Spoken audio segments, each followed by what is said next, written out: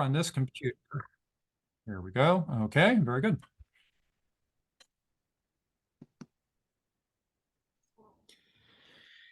Hello, everyone. My name is Antoni Pizà. I'm the director of the Foundation for Iberian Music at the Graduate Center of the City University of New York. And I have the great pleasure today to have this conversation with my colleague at the City University, Eliot Bates. Eliot is that's going to be part of what our conversation is going to be, maybe. Eliot is a jack of all trades, kind of. He is a professor of ethnomusicology here at the Graduate Center of the City University of New York. He is an ethnomusicologist. He is a musician, a practicing musician, and an innovator in both fields, as a practicing musician and also as a researcher and pedagogue. So, Eliot, welcome to this conversation. Thank you, Antoni. It's great to chat with you. Thanks so much for inviting me on. Yes, and you and I have been friends for a while. We have had very long conversations, which to me, are always like a source of intellectual stimulation, and I just love talking. So I had this idea. I said, well, you and I should have a conversation and maybe record it, And since I've done that before with other musicians and scholars I admire, so I thought that it would be a great thing to have you here and have one of our conversations, but to have it here and record it and try to have it in with a little bit of focus, maybe focus. Okay, so Eliot, tell us a little bit about your background, a little bit about your earlier education, your family. How did you get involved in music?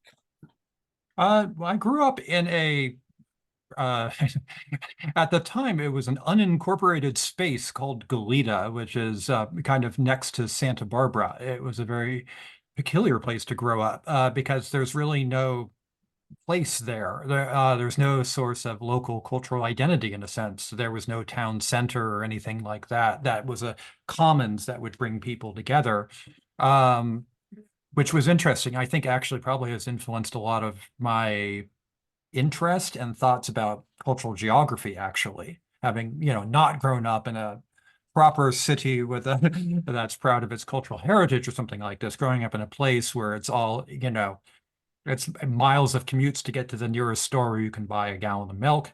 It's an interesting situation, in these sort of like, alternating homes that were all built en masse and things like that.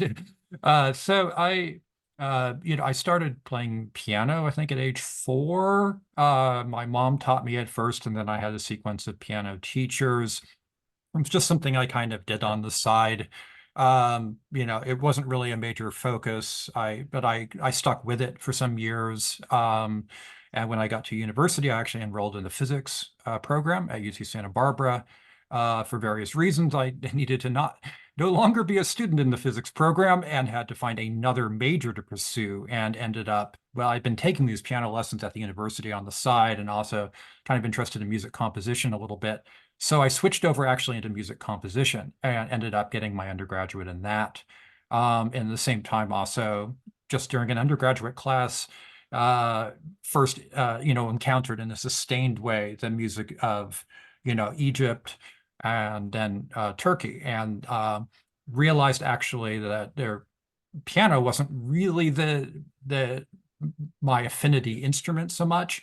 I discovered there's an instrument called, I didn't discover, but I mean, I should say, I encountered an instrument called the oud, and kind of fell in very quickly and was practicing that for plus hours a day, starting and kind of kept with that for quite a long time. That brought me to Turkey, and then, kind of set in motion a lot of the things that define who I am today. And the other thing that was also very happenstance is, I think it was in the winter of my junior year, or maybe my senior, maybe my senior year in college.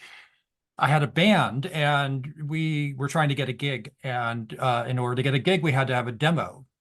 And at that time, there weren't a lot of studios in the area and they were charging a lot of money. So I managed to beg, borrow, and steal and get access to a recording studio attached to the university and tried to figure out how to just get this demo made so that we could uh, just get a gig, basically. And we then started making copies of that cassette, which ended up selling 1,300 copies. And it just so happened yeah, it was Greek music, Armenian music, and Turkish music, a couple of pieces of Arab music on there. And it was a group of us, non-Turkish, non-Arab, non-Greek people that were performing that music. So that was interesting. I was like, okay, I didn't really know what I was doing, but I could kind of figure it out. So that became the sort of the other plank is like is pursuing a recording practice, in different ways. Yeah, Yeah, hopefully that gives us some sense. yeah, Yeah. I think that you have a blog, and the title of the blog is Strings and Cables, right? And that would define a little bit uh, mm, what you are. And as you just described, growing up in this unincorporated uh, space or geographical place in California, and then studying physics and studying piano and studying the oud, and then having this need to record a concert or an album, or and then learning your chops of what recording a studio is. So strings on the one hand, the piano, the Yeah. wood, and Yeah. cables on the other. So I think it's a good title, what you chose for Oh, your thanks. blog. So strings and cables, and definitely that defines a little bit what you have done. Like on a couple of web pages, you're define, your the categories that are applied to your work is ethnomusicologist. That's one, which I think is absolutely to the point, and also sound engineer, but as an ethnomusicologist, you've done what I would call some traditional work, namely field work, compilations of folk music, maybe transcription. You specialize in the music of Turkey. You're the author of many books, and all of them, to my knowledge, very disruptive and very interesting and very challenging. But this book, which is called Music in Turkey, is essentially, most ethnomusicologists and students of world music know this collection. Um, but it's a fantastic book, 200 page, no, 129 pages, and it's a survey of music in Turkey. So this is a very good example of your work as a, I'm going to say, conventional ethnomusicologist. You survey this music, and then you write. Of course, the book includes also a CD. Tell us a little bit about your experience in Turkey, especially as it relates to this book. So you play the piano, then you learn the oud, and then you met someone in, I believe, in California, Yeah. who encouraged you to study the oud with him in Turkey. Is that what it is? Yeah, yeah, I met about a year and a half into being, playing the oud and being very serious, but only having had teachers who were, foreigners as well, and playing in the context of the UC Santa Barbara Middle Eastern Ensemble, which is a really wonderful group. Wonderful, not in the sense of being uh, the top tier professional musicians, but in terms of like the outreach that they do in California, I should say. And it's a great experience. So many people have actually got their start playing in that group. Scott Marcus is the director of that, is an incredibly giving teacher, and the ensemble, yeah, it kind of feels like a family in a sense, and so I mean, we was playing in that context, and then there was this.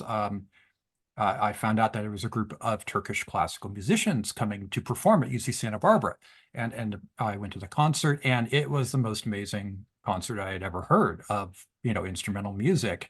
And I mean, it turns out it was pretty much four of the very, very best musicians in Turkey, so that probably has something to do with it. And I managed there was one person there who was willing to sort of translate between myself and the oud player, because the oud player, Necati Çelik, at that time did not I hardly spoke any English, and I did not know any Turkish at that time. And I imagine the conversation was kind of quizzical. But in any event, I did get the contact information for Necati Çelik, and several months later, kind of just showed up and in Turkey, and called and found his apartment and had a lesson and bought an oud. And we really didn't have a lot of shared language at that time, but we kind of developed a rapport and started to create this sort of like half Turkish, half language, hybrid language that was appropriate for discussing Turkish music. I got every single book written in Turkish about Turkish music theory, started translating them by rote, even though as a way to partly also learn Turkish, though, I'm pretty slow at actually gaining like proficiency in a language. But I'm persistent. I'll keep at it. And so, I mean, yeah, for a number of years, I kind of proceeded that way. I did go back to, Turkey again, to try to do field research for my master's thesis, and ended up not, that was in a sense an unsuccessful field research trip. I collected a lot of data and was not able to come up with a clear argument or a frame in which to present that material, and ended up not writing about Turkish music in my master's because I didn't really want to do something that was incomplete, potentially erroneous, or anything like that. But then, I mean, a lot of problems kept coming up. How do I understand these songs? Because I started singing as well. I'm not a great singer, but within Turkish American communities or in Turkey, uh, a really great way to get to know people is to sing along with them, And so, why are they feeling this way about the songs? It's not always clear in the lyrics and things like this. So there's a lot of nuanced meanings. You need to go beyond just a basic translation and be able to actually kind of understand a much broader range of, affect and, the history and importance of that song, the reception of that song, and all these sort of things. And I realized in order to make any more progress as a musician, like I could play scales and a couple hundred pieces technically well, but maybe I was missing something in the expression of it because I didn't really know what the music totally was supposed to evoke. I realized I needed to be in Turkey for an extended period of time. Hence, I went back after some years outside of academia, went back for a PhD at UC Berkeley, and did then 2 years of field research initially, a total of about three, starting in 2004, on various aspects of music in Turkey, so. Yeah, and maybe some of that research is what you and that field work and that experience living in Turkey translated into this book, Digital Tradition, Digital Arrangement and Labor in Istanbul Recording Studio Culture. Tell us a little bit about this book. I find it, before I defined you a little bit as as disruptive on the one hand, and also maybe more conventional in the academic world on the other. So the previous book is a kind of a survey book. This one is a monograph, and also the subject matter is very peculiar because you're not studying so much the music, but actually the aspects of recording the music. Tell us a little bit about this book, Digital Yeah. Tradition. Yeah, I mean, during my first few years of coursework, and I'm trying to think about what I should do a dissertation on, I kept coming to this question, like I could tell within a half a second whether or not a recording I was listening to was recorded in Turkey.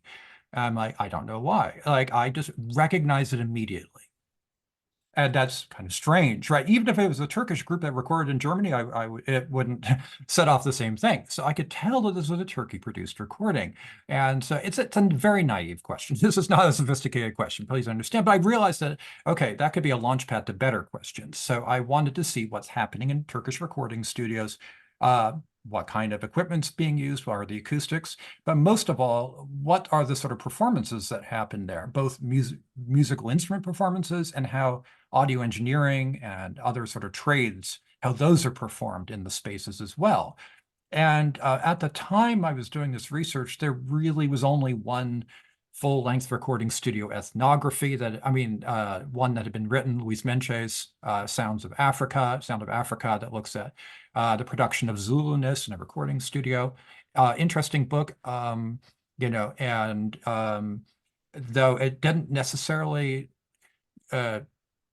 some of the things didn't necessarily capture the questions I thought were interesting, so I didn't necessarily try to replicate that book, but I just realized it kind of legitimated that it was an area that was worthy of inquiry, and I thought doing a complementary, a different approach to doing ethnography in a recording studio would be a contribution.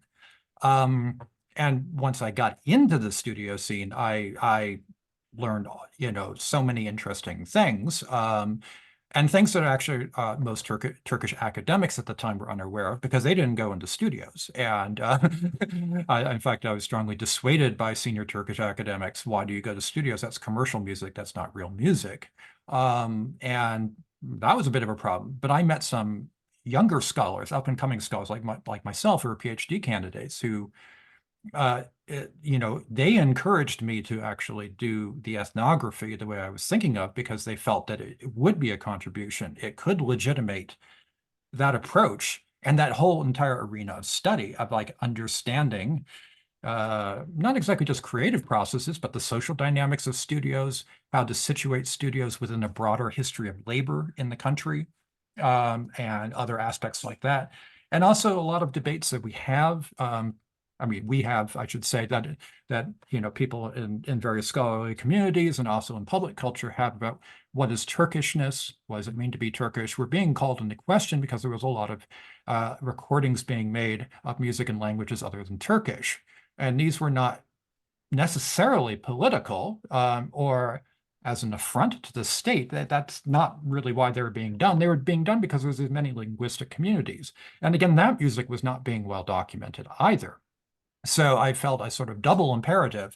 It's like here we have really interesting musical practices going on, but they don't have full freedom to do whatever they want because there is a industry and an industrial assemblage that is dictating how you can perform in the studio, what that is going to sound like, who has input into the aesthetics of albums and things like that. And I thought that was worthwhile, to study. And, when I choose to do something like that, I go all in and I really try to understand it from every potential angle and think about different theoretical frameworks, what matters in the situation, right? Is the microphone important? Maybe, maybe not. Is the use of the computer important? Maybe, maybe not. So I don't go in with a particular assumption in any of these sort of projects that there is going to be one thing that is more significant than others. This is all based off of, the relations and the sort of practices, the habits, and a tradition. And the reason why it's called digital tradition is that there had become a normative way that was being passed down in the way that other traditions are about how you make recordings. That was really interesting to me. And it was not the music tradition. It was a separate tradition going alongside the music tradition. And it was this insular, in a sense, like this, insular network of workplaces with shared personnel that were determining the sound of all these recordings. So I ended up answering my question, my naive question from the beginning, but I found out a lot more in the whole process. And so, yeah. Yeah, but specifically, like one of the elements of this tradition. I remember, correct me if I'm wrong, but I think you mentioned that a lot of recordings are done always with single tracks which are overdubbed, Yes. something like that, Yeah. right? I mean, Yeah. so And I've never seen anywhere better studio musicians. I mean, the proficiency with overdubbing sometimes 4 times and nailing each take the first time. I've never seen anything like this before. These are phenomenal musicians. absolutely, And but I mean, and not just phenomenal in terms of a technical thing, whatever that might mean, but with really understanding really nuanced aesthetics about how you layer parts in order to produce, audible aesthetics. And you do that through very careful control of instruments and timing and tuning and all this sort of stuff. It inflects musical practice. So the sort of the way to be a good studio musician, you may not actually, there's very little overlap between the great stage musicians and the great studio musicians. So all the great studio musicians probably can play on stage just fine, but actually they play differently in the studio because of this overdubbing thing and because of the habits of arrangement, right? So that's the other, that's the other yeah, key word there is arrangement. and also you mentioned that the studio musicians, because of what you just described, they never know what the end result is going to be. They can imagine that, so they have to play in a way that maybe it could be adapted, whatever they do, one way or the other. And also the creator, the ultimate creator of the album and the music and the musical work, is the producer, uh, or whoever, whatever title the person has, who kind of glues together this mosaic of sound uh, files, Yeah. I guess. So you take away the creative power a little bit from the little musician and you give it to a kind of the producer. I mean, maybe I'm overdoing that point, but Well, in a that sense, yeah. I mean, the artist whose face is on the album cover and the studio musicians have comparatively little control on a lot of aspects of the album, so they have to choose a arranger that, that they have a rapport with and that they hope will produce something pretty close to the vision that they hope to be realized. That's Mhm, where the key choice would be. Um, Actually, some musicians don't even get to choose the arranger. They go to the record label, and the record label tells them you're going to work with this arranger. But if they've had a couple successful albums out, they may gain that agency for that particular choice. mhm. But but but maybe not other choices, right? Yeah. So um, And yeah. and reading, and you just mentioned a moment ago, but reading some of your essays and books, um, I am surprised, but not really surprised, but the use that you the way you use the term aesthetics. So we're not talking here about Hegel's aesthetics and Hanslick and Hegel and blah blah blah. Um, you tell me a little bit how you use this term aesthetics, the aesthetics of the recording studio, the aesthetics of the studio musician, the aesthetics of overdubbing. Tell me a little bit about that. In a sense, it is. There is an ideal of how people are supposed to interactively to an ideal of how people are supposed to interact with each other socially, and there's also ideals that get mapped into the design of spaces and things like this. And all of these can't really, I mean, aesthetics is a funny term to use, but they're kind of akin to the way that we talk about that attribute in a musical song, right? And they're complementary, right? So there's definitely music that is not all music that's made in Turkey is this way, but some of it really does feel like part of the project is to introduce the public into the studio, Mhm, which is a different kind of activity than just we're presenting you a song. And it's mhm, trying to introduce you into an idealization of the nation, right? Of this thing where all these voices can come together and be in balance. Denk is a term, denge, in Turkish, these are just two forms of the same word. And so there's an idea of balance that needs to exist that's mapped into music, and you can hear it. If something is balanced or is not. But there's also an ideal balance, and that exists in other aspects of life, including in work and workplaces. So I mean, I'm not sure that this would always be the case everywhere. I'm not going to make a universal argument that there is a social aesthetics mapped onto a musical aesthetics and vice versa. It became just something very interesting that emerged probably most of the way through my field research. And once I started to have questions about this, I, went through a process of doing follow-up interviews with folks, informal interviews to ask about these, about my own theorizations. So that's the other thing to say, even though some individuals might have disagreed in part with some aspects of how I said it, other people did. But I didn't really want to generate this myself. Ethnography itself as a practice can be problematic when you have outsiders coming in and making representations of others. And that can be a very dicey situation because those representations can do a lot of work. And I've never come with the confidence or assertion that I have an intrinsic right to do that, or that I necessarily, because an idea came into my mind, that it is going to be the best idea in that situation.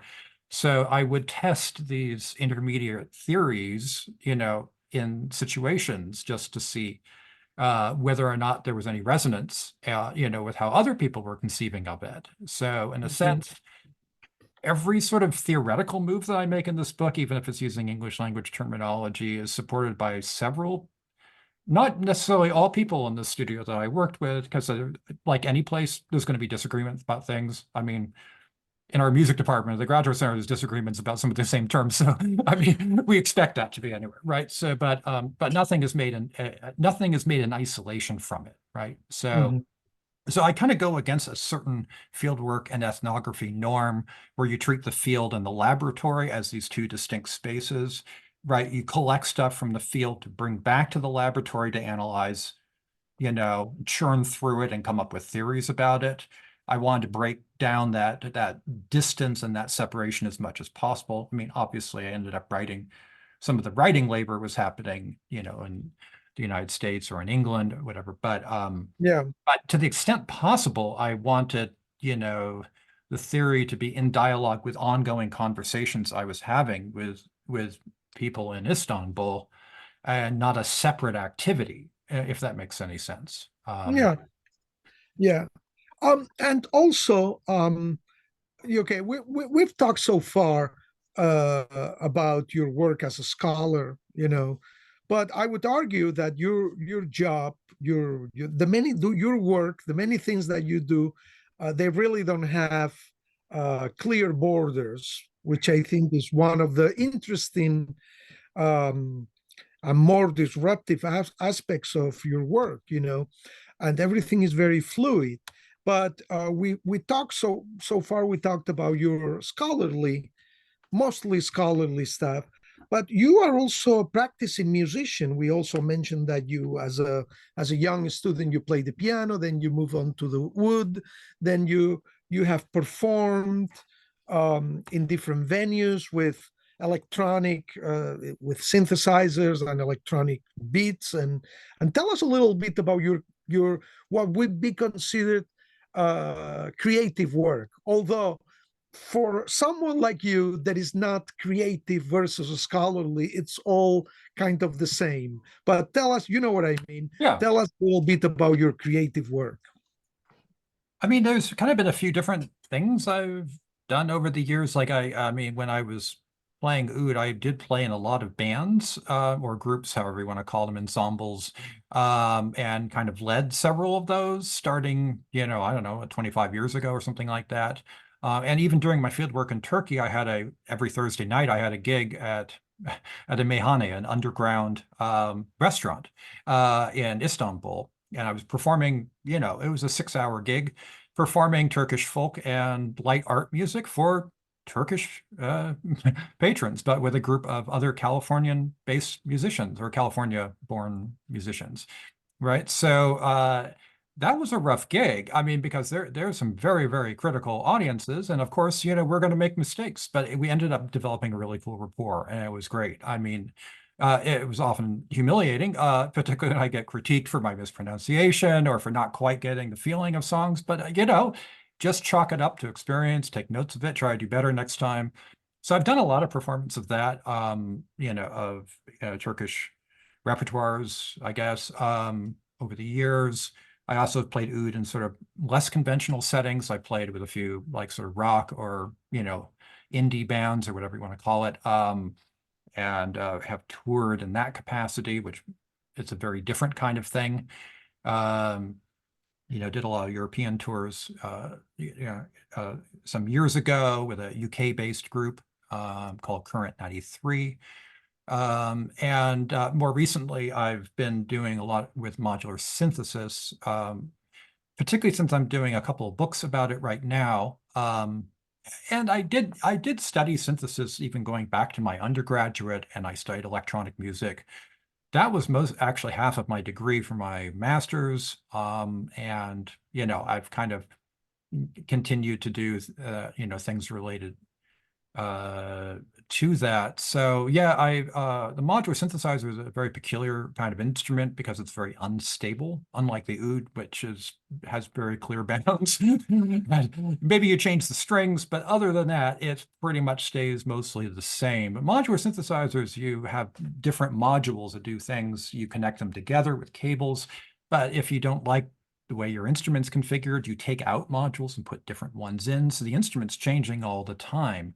There's a real instability about it, not just in my instrument, but other people's. That is kind of interesting. I had started researching that kind of as on the side about 10 years ago, I guess. But starting 7 years ago, kind of jumped into doing field work. And that's been a newer fieldwork project I've done throughout the United States, well, throughout North America and Europe. I've been going to trade show festivals and things like this. So I hadn't actually intended to be playing modular synthesizers and making albums and doing live stream performances per se. Like if you had asked me 7 years ago, I'd be like, no, I'm not, wasn't really planning on doing that, but I kind of reached the limits of what I could write about that, the big phenomena of the modular synthesis as a gear culture without actually directly getting involved as a participant in many ways. So, like everything, when I get involved, I really get involved. And I'm performing and I'm producing shows and I'm doing albums. I've done 5 albums now of that stuff. So I'm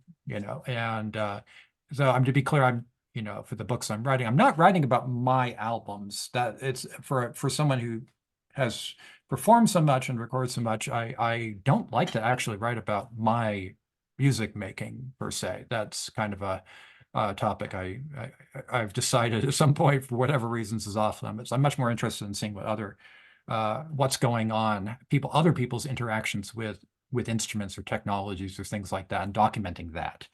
Mm. I couldn't tell you why that is. It's just I've never keen on doing liner notes or things like that. Very happy to do the process of making the music and sharing it with other people. But when it comes to I don't have reams and reams of articles ready to submit to organized sound about my compositional language. It's just not something that it feels like I particularly do want to write. And I mean, what I'm writing about modular synthesis is not about the music, actually, or even its normative. Well, it kind of is about performance, but not in the way we think of musical performance. It's a different kind of thing. It's a sort of staging of technologies where music is kind of happening. So, in fact, actually, I retreated even further from musical practice in my research on that, because I think that would actually be kind of misleading for understanding the big social formation around this, to overly focus on musical sound and musical practice and things like this. Mhm. Yeah, and I would like to. We spoke a little bit about your scholarship. You just we just covered a little bit also your creative work, and again, scholarship versus creative. There are no borders there, but I think that you have a third. No borders also aspect to your work, which is you're a professor of ethnomusicology, and as a matter of fact, you are the head of the ethnomusicology graduate program, doctoral program at the Graduate Center of the City University of New York. So you have a big responsibility as the head of that. They call it here in the structure of the City University deputy executive officer, something like that. But those of those the people who might be listening and don't know the City University of New York, basically you're the head of ethnomusicology for graduate studies and doctoral studies here at the City University. So you have a great responsibility in the direction of where is ethnomusicology going. Um, you're a relatively young scholar in academic terms. So you are advising many doctoral students, and you will advise in the foreseeable future many more. So you have a responsibility in as far as the way this program, the City University's graduate program in ethnomusicology, but also in general the direction that ethnomusicology is going. If I had to perhaps define the way I think you see ethnomusicology is a new ethnomusicology in which, uh, if I can speak in very plain terms, the social aspects of the music are as important or more than the pitch aspects. But of course, there are still people who study pitch and beat and uh, and timbre and things like that when they do ethnomusicological work. Anyway, Yeah. tell us a little bit. How do you see yourself as a teacher, and where is ethnomusicology going, or how would you like it to? What would you like to see in ethnomusicology? What changes?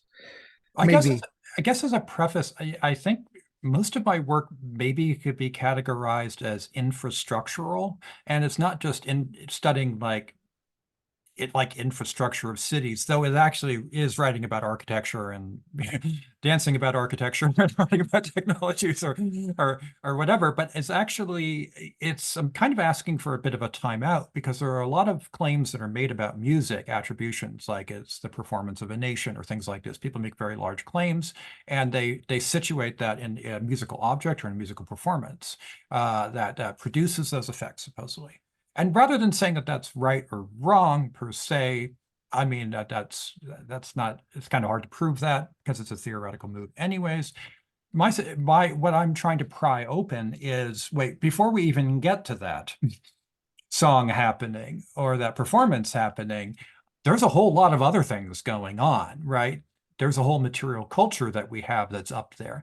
And sometimes that material culture is actually what is operative. For example, modular synthesizer events are defined by large masses of basically largely useless matter. By useless, I mean that they have no other use value other than producing abstract electronic sound, and often are not being used for that. You'll see people just bring modulars to an event and just have them sitting there, turned on with the lights going and things like this, and that can be very satisfying for people. So we can't say that the musical sound is really responsible for those social bonds in the way that we might if you're talking about people going to a nightclub and dancing to music together, where we can obviously say that the DJ and the music is helping produce that effects, right? So I start from a very, I guess, pragmatic point of view. Is like these objects are mattering way more than we might anticipate, and that's a good question to ask.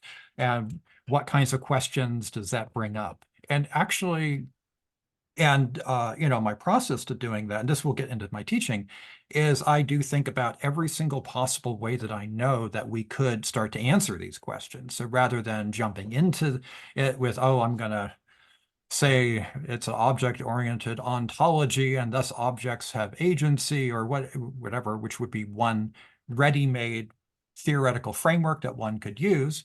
I think through what would happen if I approach it ontologically, object-oriented logically versus relational ontologically, epistemologically, phenomenologically. What are the stakes? What does that shed light upon? And so I'll go through the process of thinking through, okay, if I want to do it semiotically, what would that look like? What would that tell us? And so I go through this iterative process. And I mean, with all of my students, and I do this in seminars, the structure of some of my topical seminars shows contradictory approaches to some of the same issues, the same problems. And I'm not interested in necessarily resolving the contradiction. There could be contradictory approaches and they can remain as a contradiction out there. That's interesting as well.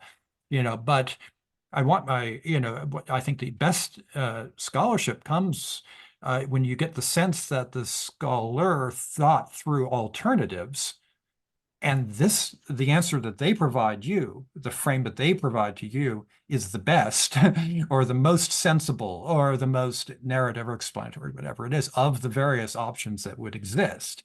And if there was no suitable option that existed, cobble together your own, come up with your own framework, to do that and then justify that. So in a sense, I try to urge my students to think through things in multiple different ways, experiment with different framings before they settle on one. Okay, maybe you like that particular author or that theory or that literature. That's great. Think about others and you'll be even strong. You'll write more confidently. You'll have more confidence in the things you write. I don't mean confident like a aggressive writing style. I think like not that at all. I mean, no matter what the writing style that someone wants to adopt or the narrative, devices. I mean, when one has thought through the alternatives, there's no question. This is the story I want to present, and this is the way I want to do it. So I try to work with my students to do that. And if that means abandoning certain longstanding parts of the ethnomusicological habits and how ethnomusicologists have done stuff, then that requires that.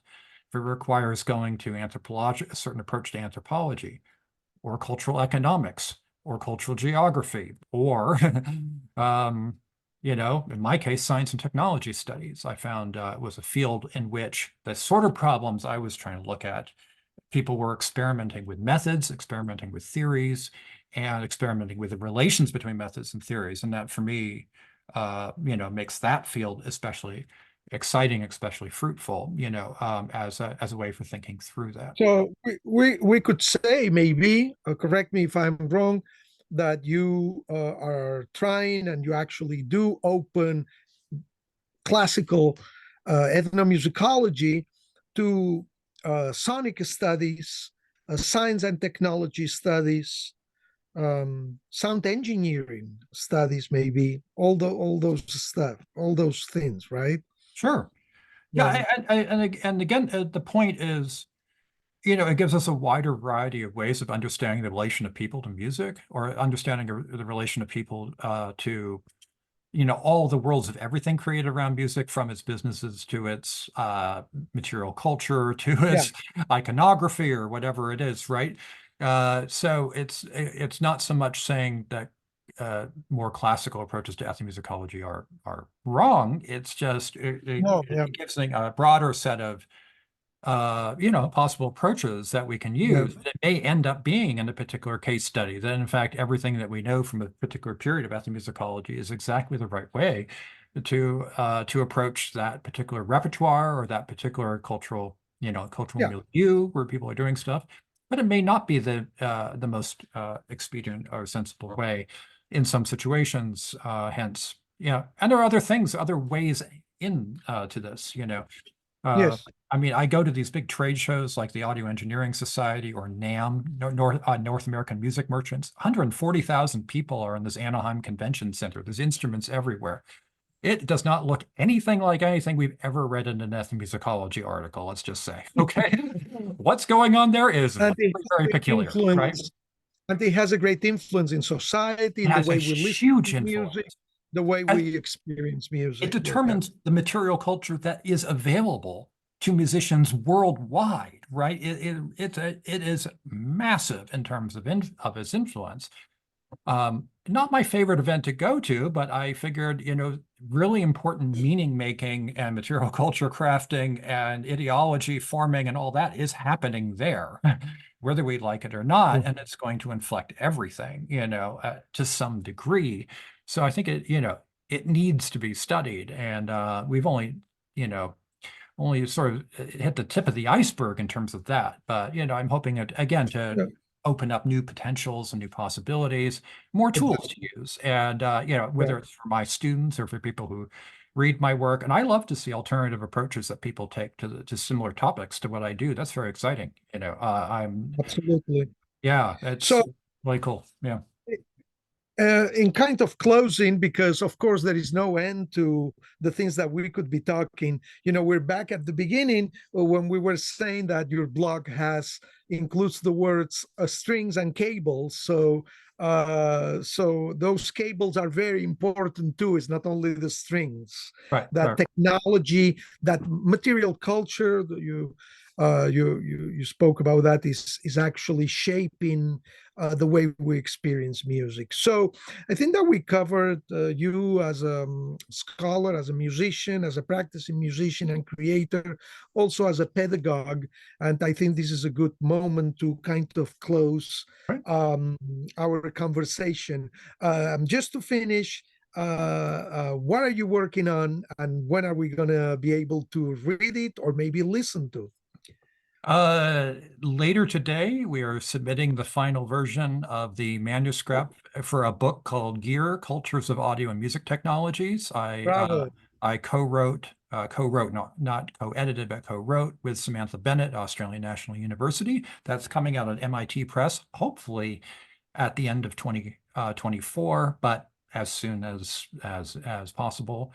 And working on two books on Eurorack modular synthesis, one that is focused on the gear culture aspect of it, the whole social formations around these things and trade show stagings and there's a very unique kind of event called the Trade Show Festival. It's kind of half trade show, half music festival. It's a unique new kind of milieu for music and other things to happen, right? So I'm kind of investigating that. Also looking at YouTube creators, synthfluencers, as they're sometimes called. And so trying to understand both from their perspective what it is that they think that they do and what the reception is of the audiences to the work that they do. And the second book is focused on synthesizer design, what kind of values get designed into synthesizer objects and what, values tie together designer communities. So I've been going to workshops and playing around with printed circuit boards and soldering together instruments and doing all kinds of things that again are not always the first thing that we think of as ethnomusicological field research, but that's Exactly. yeah, those books, hopefully one of those will be coming out in 2025. The next one probably 2026 or 2027. I'll just got to see. But yeah, busy at work on that. Well, congratulations on all that work, and I wish you the best. And we can continue this conversation in private since we see each other here at the City University, or maybe in public too. We can do a second round Okay. conversation when all those books are out. Okay, we'll do it. Thank you so much, Antony. Okay. Really appreciate it. So, No, thank you, thank you. It was great. It was great. Thank you for everything. All right. See you. okay.